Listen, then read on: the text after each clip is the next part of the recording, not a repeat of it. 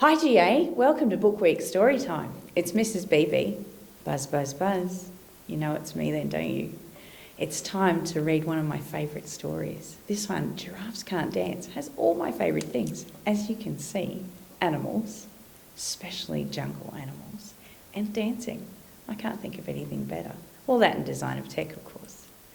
Let's start, shall we? I hope you're ready.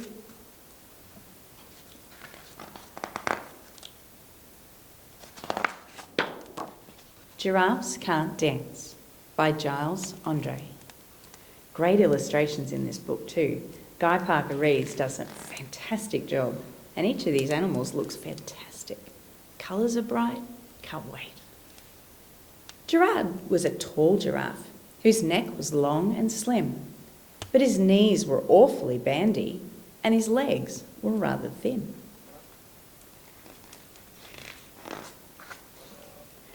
He was very good at standing still and munching shoots off trees, but when he tried to run around, he buckled at the knees. Oh dear. Doesn't look like fun, does it? Now, every year in Africa, they hold the jungle dance, where every single animal turns up to skip and prance. And this year when the day arrived, poor Gerald felt so sad because when it came to dancing, he was really very bad. Poor Gerald. Maybe he needs to come to dance class with Mrs. Beebe. The warthogs started waltzing and the rhinos rocked and rolled. The lions danced a tango which was elegant and bold. Oh, look at those dancing lions. And the rose? The chimps all did a cha-cha with a very Latin feel, and 8 baboons then teamed up for a splendid Scottish reel. Gerald swallowed bravely as he walked towards the floor, but the lions saw him coming and they soon began to roar. "Hey, look at clumsy Gerald," the animals all laughed. "Giraffes can't dance, you silly fool. Oh, Gerald, don't be daft." Oh dear, they might be in for a shock. I think Gerald has a few tricks up his sleeve. Gerald simply froze up. He was rooted to the spot. "They're right," he thought. "I'm useless. Oh, I feel like such a clot." So he crept off from the dance floor and he started walking home. He'd never felt so sad before, so sad and so alone.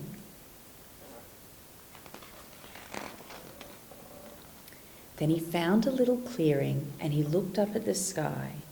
"The moon can be so beautiful," he whispered with a sigh. "Excuse me," coughed a cricket, who'd seen Gerald earlier on, "but sometimes when you're different, you just need a different song." Listen to the swaying grass and listen to the trees. To me, the sweetest music is those branches in the breeze. It's one very wise cricket. So imagine that the lovely moon is playing just for you. Everything makes music if you really want it to. With that, the cricket smiled and picked up his violin. Then Gerard felt his body do the most amazing thing. His hooves had started shuffling, making circles on the ground. His neck was gently swaying and his tail was swishing round. I think he's got his groove. He threw out his arms sideways and he swung them everywhere. Then he did a backward somersault and leapt up in the air. My goodness, that would be quite a sight to see. Gerald felt so wonderful. His mouth was open wide. "I'm dancing, yes, I'm dancing, I'm dancing," Gerald cried. Look how happy he looks. Then one by one each animal who'd been there at the dance arrived while Gerald boogied on and watched him quite entranced. They shouted, "It's a miracle! We must be in a dream!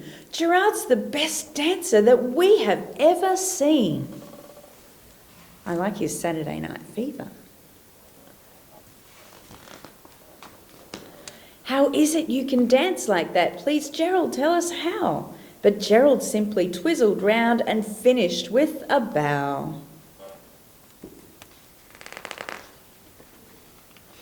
Then he raised his head and looked up at the moon and stars above.